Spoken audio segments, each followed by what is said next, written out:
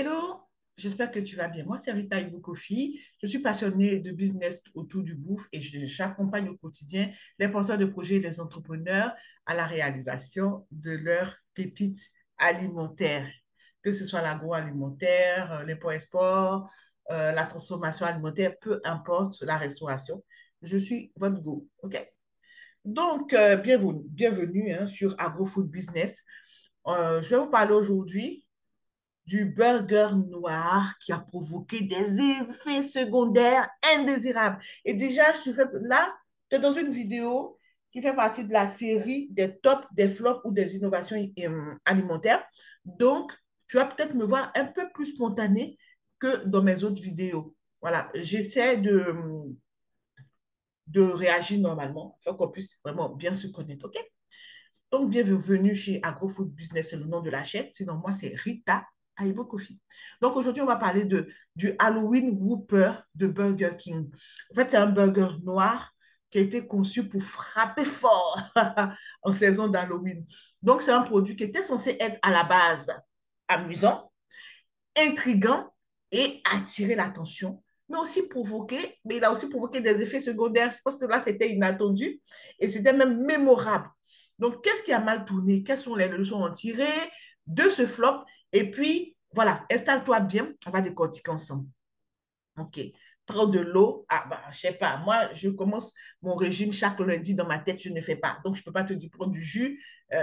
Voilà. Moi-même, je suis capable de prendre du jus. Mais bon, voilà, on se surveille. Voilà, avec la nouvelle année, les nouvelles résolutions et patati et patato. OK, c'est parti. T'es bien installé? Donc, Halloween Whopper. Au fait, dans l'idée, hein, en 2015, pour célébrer Halloween, Burger King a lancé un burger spécial avec un pain noir. Donc, imagine. De toute façon, dans la vidéo, je vais te mettre quelques images. Un pain noir, c'est bien, hein, voilà. Tu te dis, changement, voilà, c'est plutôt pas mal. Donc, la particularité ici, c'est que le pain est coloré avec du charbon actif. Tu te souviens du charbon actif qu'on met dans les dentifrices pour bien blanchir les dents? Bon, en tout cas, ça me fait penser du charbon actif à base de, par exemple, noix de coco calcinée. Là. Mhm. Donc, c'est du charbon actif. Et puis, ils ont agrémenté des arômes de barbecue dans le pain. Donc, tu imagines le pain burger, là, le bun, là, comme ça s'appelle, avec un goût un peu de barbecue. On dit arôme barbecue. Ils n'ont jamais dit qu'ils ont vraiment mis du barbecue. Arôme barbecue, OK? Et puis, il est noir. C'est bon. Donc, l'objectif ici, c'est de proposer une expérience culinaire qui va être visuellement frappante et qui va s'aligner avec l'esprit festif d'Halloween. Bon, pour ceux pour qui Halloween, c'est une fête, hein. Il y en a qui voient Halloween passer comme n'importe quoi, comme un train bondé. Voilà. Donc, initialement, c'est un burger apparemment qui était populaire au Japon sous le nom de Kuro Burger. Mhm. Seulement que le produit a été adapté pour le marché américain et européen. Donc, ils ont accompagné l'arrivée du produit avec une grande, grande campagne publicitaire, le Halloween Whopper, qui promettait de surprendre et d'amuser les consommateurs. C'était ça le truc. Maintenant, si je t'ai rangé ça dans les flops, c'est que ça n'a pas marché. OK. Maintenant, pourquoi est-ce que ça n'a pas marché? Les clients sont mauvais, je te dis. Les clients sont mauvais, ils sont méchants. Regarde ce qu'ils ont dit. Écoute, ils ont dit un goût peu impressionnant. T'imagines que les gars se sont fatigués à mettre des arômes barbecue et à aller chercher de la teinture, je ne sais où. Bon, je plaisante pour la teinture, c'est des colorants alimentaires, mais quand même. Donc, ils ont dit quoi? Un goût peu impressionnant. Le goût du pain noir ne se distinguait pas suffisamment du pain classique. Bon, voilà, c'est ça. Hein. Donc, à la base, pour eux, ils ont mis des arômes barbecue, mais finalement, dans le ressenti des consommateurs, c'est que ce pain ne se distinguait pas suffisamment du pain classique. En gros, ils n'ont rien fait, quoi. C'est un peu comme l'expression des Français il y a 22 ans quand je suis arrivée en France, ni fait ni à faire. Ça fait mal. Quand on te dit que ton travail est ni fait ni à faire, ça pique. Donc là, c'est comme s'ils n'ont rien rajouté. Bon, donc ils n'ont rien fait. OK. Donc, beaucoup de consommateurs se sont sentis déçus par le manque de valeur ajoutée. Ils ont même appelé ça un manque de valeur ajoutée.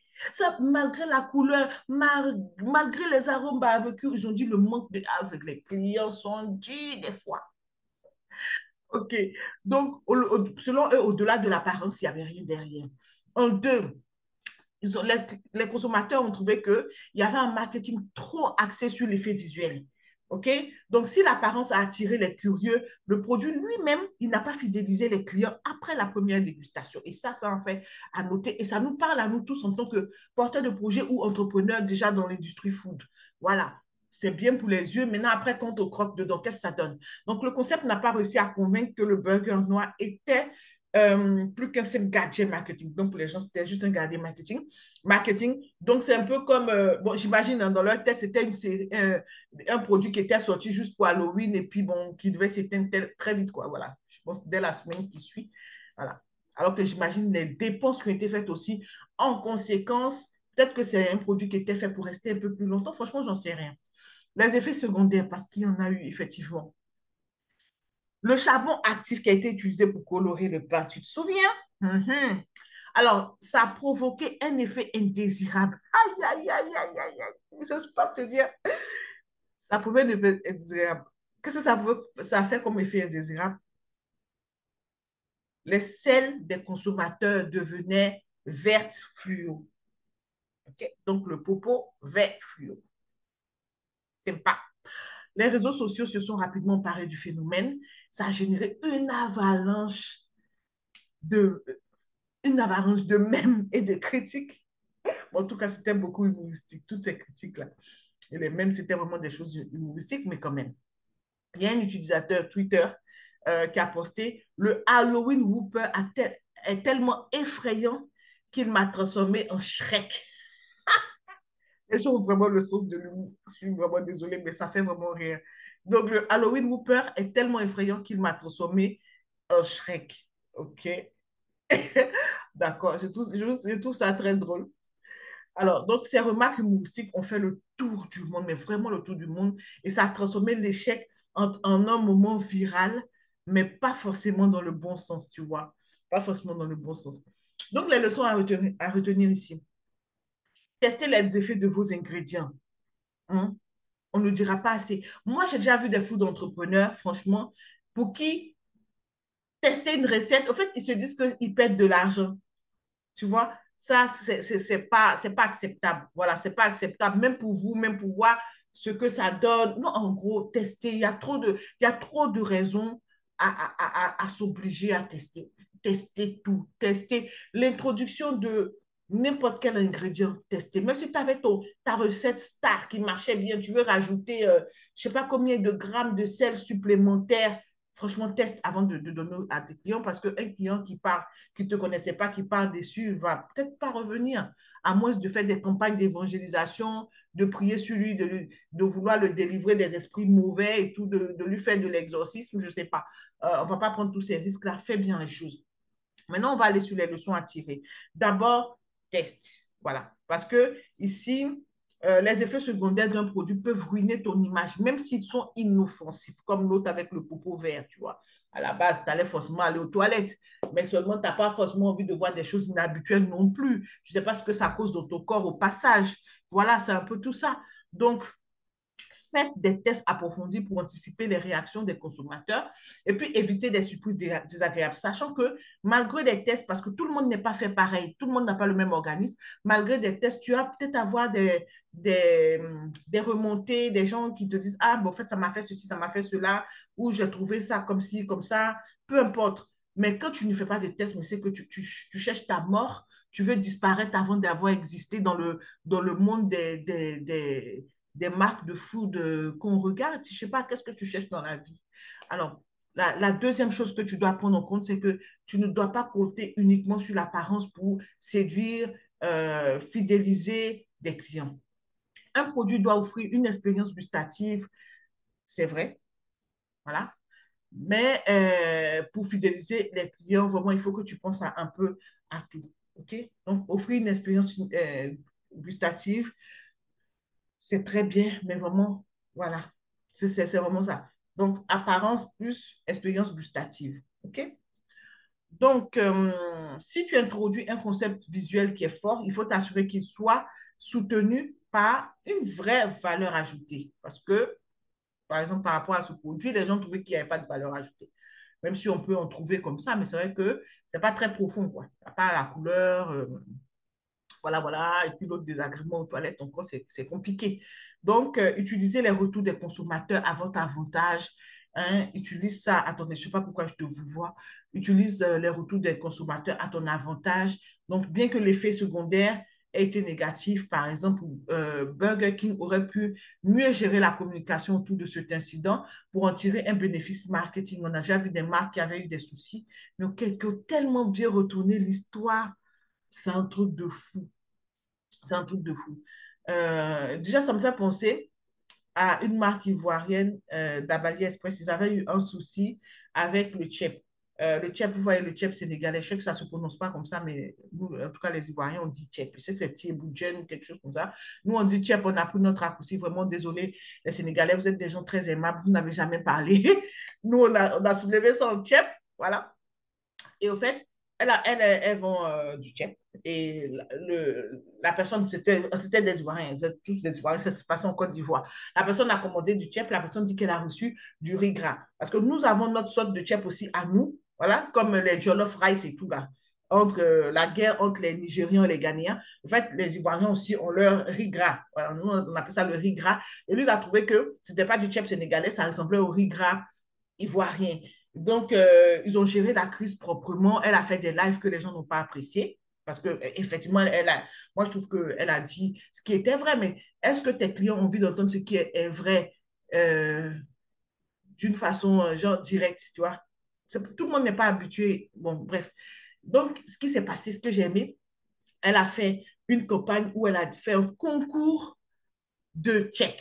Donc, je pense pour l'ouverture d'un nouveau restaurant à Bégerville, elle a mis des personnes en concurrence et les trois meilleures personnes ont eu de l'argent, des 200 000, des choses comme ça. Il me semble que le meilleur devait avoir un poste aussi dans ce restaurant, en plus de l'argent et des cadeaux qu'ils ont mis en place. En tout cas, globalement, c'était un peu ça, si je me rappelle. Mais tu vois, ils ont retourné la situation hein, à travers elle déjà elle a dit pourquoi la personne n'avait pas regardé tout avant de prendre le plat. Bon, elle s'est expliquée. Le public ivoirien n'a pas apprécié le fait qu'elle s'explique.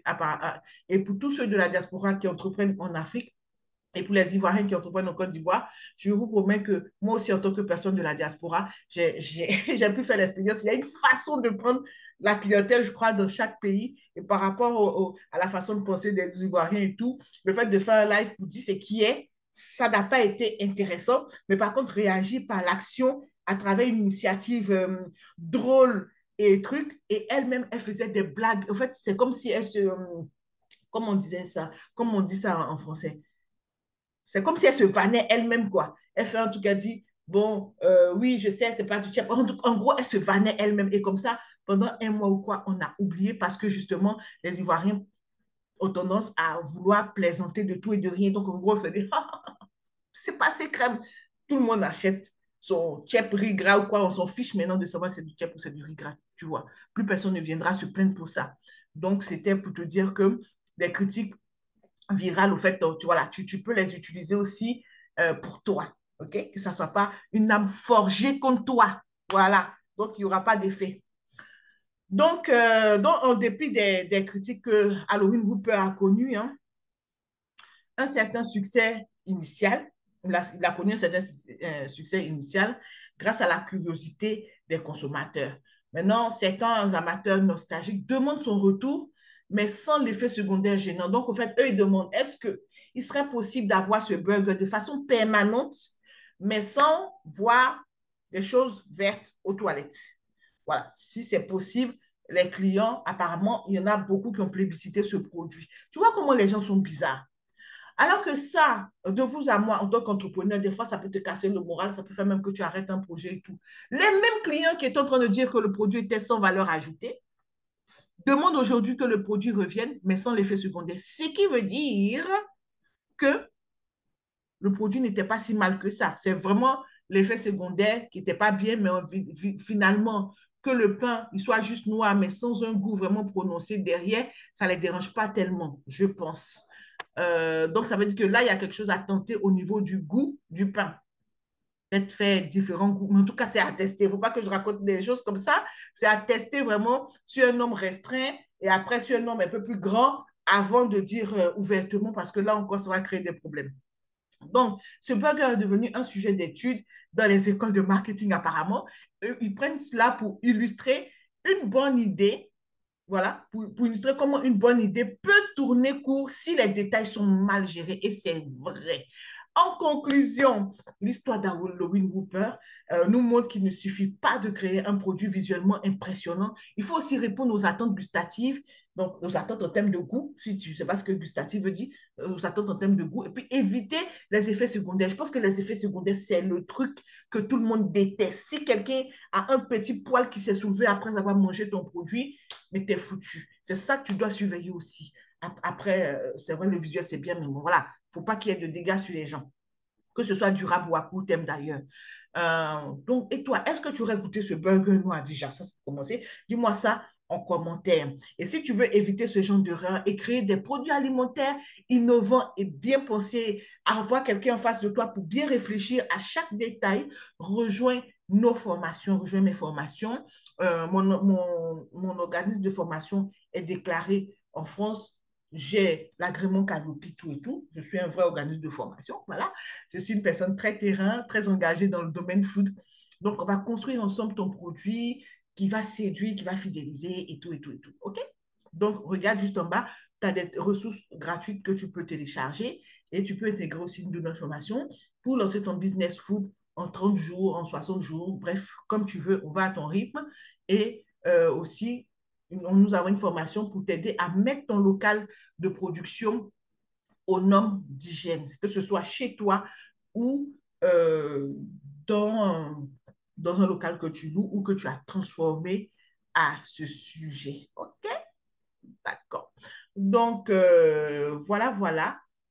On se dit à très, très, très, très, très bientôt. Et puis, bon courage dans votre aventure et tout. Abonnez-vous, c'est très important. OK? Voilà, c'est très important de vous abonner. Ça me donne de la force de continuer à faire des vidéos. Je ne suis pas youtubeuse. Donc, ça, je pense à vous. Je me dis, ah, ils ont peut-être besoin que je vienne les motiver, que je mette telle vidéo. Et puis, dites-moi ce que vous voulez voir sur la chaîne. Dites-moi un peu. Voilà. Donc, gros bisous et à très bientôt. Merci beaucoup.